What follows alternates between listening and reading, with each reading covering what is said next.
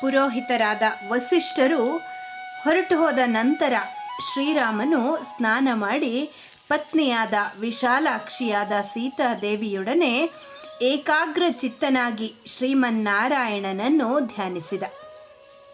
ಹೃದಯ ಕಮಲದ ಮಧ್ಯದಲ್ಲಿ ಶ್ರೀಮನ್ನಾರಾಯಣನನ್ನು ಧ್ಯಾನ ಮಾಡಿದ ನಂತರ ಶ್ರೀರಾಮನು ಹವಿಸ್ಸಿನ ಪಾತ್ರೆಯನ್ನು ತಲೆಯಲ್ಲಿ ಧರಿಸಿ ಕೈಯಲ್ಲಿದ್ದ ಸೃಕ್ಕಿನಿಂದ ಆಜ್ಯ ಪಾತ್ರೆಯಲ್ಲಿದ್ದಂತಹ ಆಜ್ಯವನ್ನು ತೆಗೆದುಕೊಂಡು ತನ್ನ ಮುಂದೆ ವಿಧಿವತ್ತಾಗಿ ಪ್ರತಿಷ್ಠಿತವಾಗಿದ್ದ ಅಗ್ನಿಯಲ್ಲಿ ಮಹತೆ ದೈವತಾಯ ಸ್ವಾಹ ಎಂದು ಹೇಳಿಕೊಂಡು ಮಹಾದೇವನ ಪ್ರೀತ್ಯರ್ಥವಾಗಿ ಹೋಮ ಮಾಡಿದ. ಆ ಬಳಿಕ ಮನುಷ್ಯ ಶ್ರೇಷ್ಠನಾದ ಶ್ರೀರಾಮನು ತನಗೆ ಒಳ್ಳೆಯದಾಗಲೆಂದು ಆಶಿಸಿ ಹವಿಸ್ಸಿನ ಶೇಷವನ್ನು ಪ್ರಾಶನ ಮಾಡಿ ಕಾಂತಿಯಿಂದ ಬೆಳಗುತ್ತಿದ್ದ ಮಹಾವಿಷ್ಣುವಿನ ಮಂದಿರದಲ್ಲಿ ಚೆನ್ನಾಗಿ ಹರಡಿದ್ದ ದರ್ಭಾಸ್ತರಣದಲ್ಲಿ ಮೌನಿಯಾಗಿ ಜಿತೇಂದ್ರಿಯನಾಗಿ ಶ್ರೀಮನ್ನಾರಾಯಣನನ್ನೇ ಧ್ಯಾನ ಮಾಡುತ್ತಾ ಸೀತೆಯೊಡನೆ ಮಲಗಿದ. ರಾತ್ರಿಯಲ್ಲಿ 3 ಯಾಮಗಳು ಕಳೆದು 1 ಯಾಮವು ಉಳಿದಿದ್ದಾಗ ಶ್ರೀರಾಮನು ಎಚ್ಚರಗೊಂಡು ಅರಮನೆಗೆ ತಳಿರು ತೋರಣಾದಿಗಳಿಂದ ಯಥಾವಿಧಿಯಾಗಿ ಅಲಂಕಾರವನ್ನು ಮಾಡಿಸಿದನು. ಆ ಸಮಯದಲ್ಲಿ ಪುರಾಣ ಕಥೆಗಳನ್ನು ಹೇಳುವ ಸೂತರಿಂದಲೂ ವಂಶಾವಳಿಯನ್ನು ಕೀರ್ತನ ಮಾಡುವ ಮಾಗಧರಿಂದಲೂ ಸ್ತುತಿ ಪಾಠಕರಾದ ವಂದಿಗಳಿಂದಲೂ ಕರ್ಣ ಸುಖಾವಹವಾದ ಮಾತುಗಳನ್ನು ಕೇಳಿ ಶ್ರೀರಾಮನು ಸ್ನಾನ ಮಾಡಿ ಶುಚಿಯಾಗಿ ಸುಖಾಸನದಲ್ಲಿ ಜಿತೇಂದ್ರಿಯನಾಗಿ ಕುಳಿತು ಪ್ರಾತಃ ಸಂಧ್ಯೋಪಾಸನೆಯನ್ನು ಮಾಡಿ ಗಾಯತ್ರಿ ಮಹಾಮಂತ್ರವನ್ನು ಜಪಿಸಿದ. ಗಾಯತ್ರಿ ಜಪ ನಂತರದಲ್ಲಿ ಶ್ರೀರಾಮನು ಸವಿತೃಮಂಡಲ ಮಧ್ಯವರ್ತಿಯಾದ ಶ್ರೀಮನ್ನಾರಾಯಣನನ್ನು ದೀರ್ಘದಂಡ ಪ್ರಣಾಮ ಮಾಡುತ್ತಾ ಸ್ತುತಿಸಿದನು. ಶುಭ್ರವಾದ ರೇಷ್ಮೆಯ ವಸ್ತ್ರವನ್ನು ಧರಿಸಿದ್ದ ಶ್ರೀರಾಮನಿಗೆ ಬ್ರಾಹ್ಮಣರು ಸ್ವಸ್ತಿ ವಾಚನವನ್ನು ಮಾಡಿದರು. ಬ್ರಾಹ್ಮಣರು ಶ್ರೀರಾಮನಿಗೆ ಮಾಡಿದ ಮಧುರವಾದ ಮತ್ತು ಗಂಭೀರ ಧ್ವನಿಯಿಂದ ಕೂಡಿದ ಸ್ವಸ್ತಿ ವಾಚನದ ಘೋಷವು ಮಂಗಳ ವಾದ್ಯಗಳ ಧ್ವನಿಯೊಡನೆ ಅಯೋಧ್ಯ ಪಟ್ಟಣವನ್ನು ತುಂಬಿಬಿಟ್ಟಿತು. ಶ್ರೀರಾಮನು ವೈದೇಹಿ ಸಹಿತನಾಗಿ ಅಭಿಷೇಕದ ಪೂರ್ವಾಂಗವಾದ ಉಪವಾಸ ವ್ರತಾದಿಗಳನ್ನು ಮುಗಿಸಿದ ಎಂಬುದನ್ನು ಮಂಗಳ ವಾದ್ಯಗಳ ಮೊಳಗುವಿಕೆಯಿಂದಲೂ ಮತ್ತು ಸ್ವಸ್ತಿ ಪುಣ್ಯಾಹ ಘೋಷಗಳಿಂದಲೂ ತಿಳಿದು ಅಯೋಧ್ಯ ನಿವಾಸಿಗಳಾದ ಜನರು ಆನಂದ ತುಂದಿಲರಾದರು.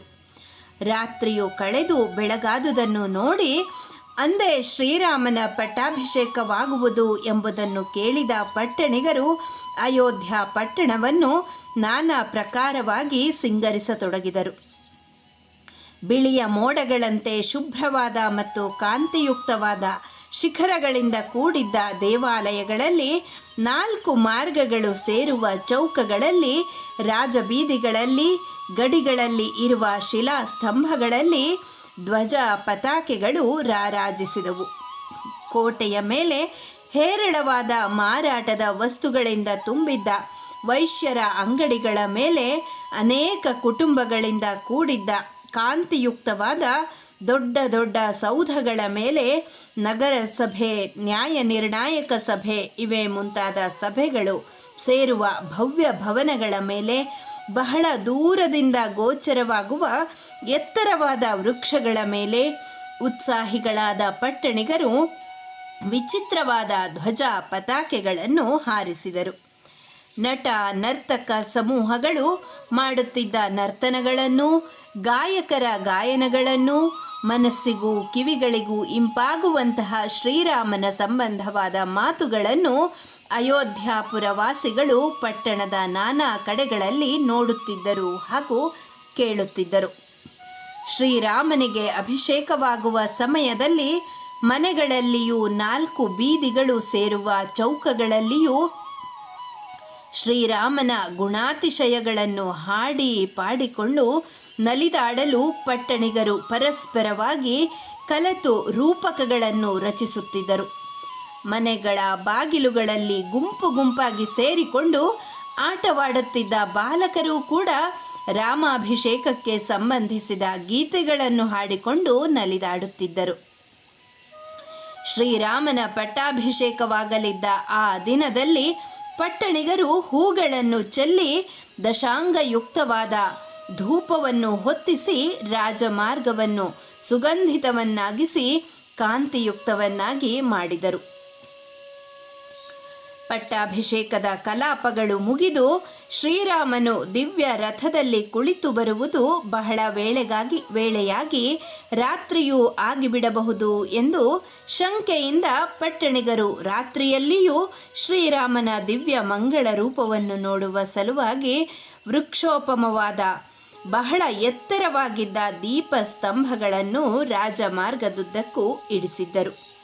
ಅಯೋಧ್ಯ ಪಟ್ಟಣವನ್ನು ಈ ವಿಧದಲ್ಲಿ ನೇತ್ರಾನಂದಕರವಾಗಿ ಅಲಂಕರಿಸಿದಂತಹ ಪಟ್ಟಣಿಗರು ಶ್ರೀರಾಮನ ಯೌವರಾಜ್ಯಾಭಿಷೇಕವನ್ನು ಅತ್ಯಂತ ಆಕಾಂಕ್ಷೆಯಿಂದ ನಿರೀಕ್ಷಿಸುತ್ತಾ ಚೌಕಗಳಲ್ಲಿಯೂ ಪುರಮಂದಿರಗಳಲ್ಲಿಯೂ ಗುಂಪು ಗುಂಪಾಗಿ ಸೇರಿಕೊಂಡು ಪರಸ್ಪರವಾಗಿ ರಾಮಾಭಿಷೇಕದ ಪ್ರಸ್ತಾಪ ಮಾಡುತ್ತಾ ಶ್ರೀರಾಮನಿಗೆ ಪಟ್ಟಾಭಿಷೇಕ ಮಾಡಬೇಕು ಎಂಬ ನಿರ್ಧಾರವನ್ನು ಕೈಗೊಂಡುದಕ್ಕಾಗಿ ವೃದ್ಧನಾದ ದಶರಥನನ್ನು ಪ್ರಶಂಸೆ ಮಾಡಿದರು. ಇಕ್ಷ್ವಾಕು ಕುಲ ಸಂಭೂತನಾದ ನಮ್ಮ ದಶರಥ ಮಹಾರಾಜನು ನಿಶ್ಚಯವಾಗಿಯೂ ಮಹಾತ್ಮನೇ ಸರಿ. ಏಕೆಂದರೆ ತಾನು ವೃದ್ಧನಾಗಿ ಇರುವೆ ಎಂದು ಅರಿತು ಶ್ರೀರಾಮನನ್ನು ರಾಜ್ಯದ ಅಧಿಪತಿಯನ್ನಾಗಿ ಮಾಡಲು ನಿಶ್ಚಯಿಸಿರುವವನಲ್ಲವೇ?